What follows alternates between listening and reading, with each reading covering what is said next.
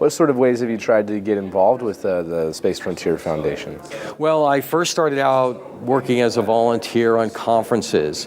I actually ended up doing things incrementally, like the second conference that the foundation ran, I was the organizer for a particular session, right?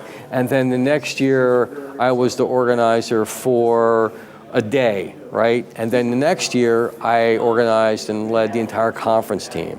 So I kept sort of ramping up my involvement, and then I'd start speaking at the conferences and writing more articles, and then I became the first director of advocates, so I was really ramping up that program and trying to put some process around it.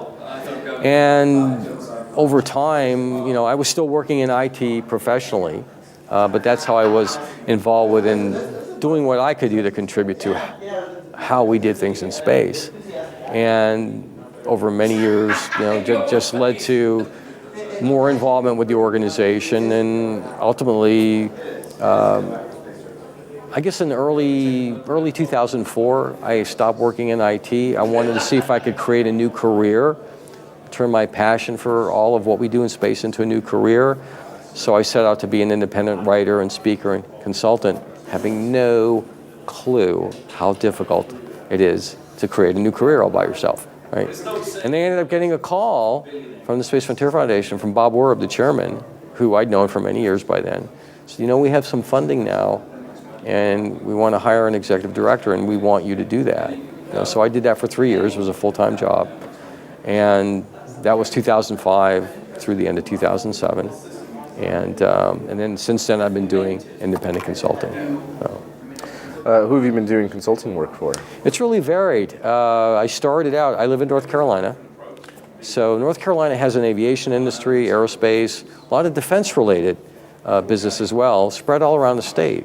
And so one of the first things I ended up doing, and it truly proved that networking really makes a difference, right? So I go talk to this person, and this person says, you know, let me introduce you to this person, and that just cascaded. And I ended up, as a result of that, meeting people at NC State University and the North Carolina Space Grant, and ended up getting money from 2 grants, like a couple years in a row, to do economic development assessment in terms of helping economic development officials around the state and local political leaders understand this new space industry and what the business potential was for the aerospace and aviation and defense companies already in North Carolina. So that's how I started my consulting work, economic development assessments for the state. That led to very different kinds of business development or marketing and communications work with companies as diverse as Caterpillar. So for example, Caterpillar had spoken at a Space Frontier Foundation conference when I was executive director. They had someone presenting their ideas for, you know, we know that sometime in the future there's going to be a need to dig trenches on the moon or to mine on asteroids, and we want to build the equipment that will be used to do that. So, you know, here's what we're thinking of. And the person came and presented. And a couple years after that, I got back in touch with Caterpillar and said, hey, I'm doing independent consulting. I'm just curious, anything I can help you with? It was one of those, your timing is really good. So I helped them explore different partnership ideas for, you know, we want to build equipment that can be used on the moon or used on the asteroids, but we know we're going to need to find terrestrial markets for that in the meantime.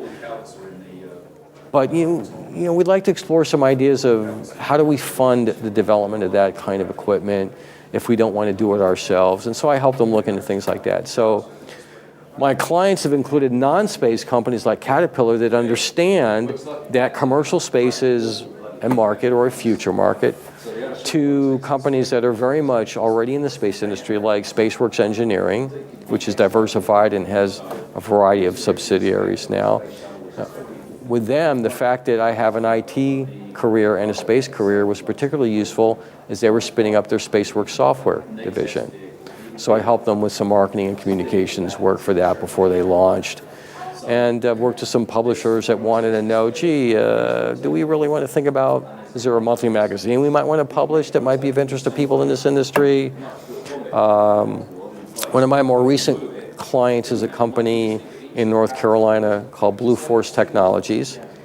They are a composites manufacturing company, a startup, been around for a little over a year, and they do specialty work, so not mass production.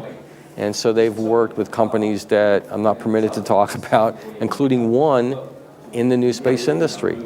So they're probably the first company in North Carolina that has been doing what I was talking about several years before in that economic development work. They got business from a NewSpace company. Right? So that gives you a little bit of a flavor of what some of my clients have been. And now I'm working with Tom Olson, Excess Consulting Group. And he and I ran the business plan competition and the boot camp for the conference this year. And that's looking like it might lead to some consulting work for us as well. So I've kind of been, all over the place, which has been a lot of fun.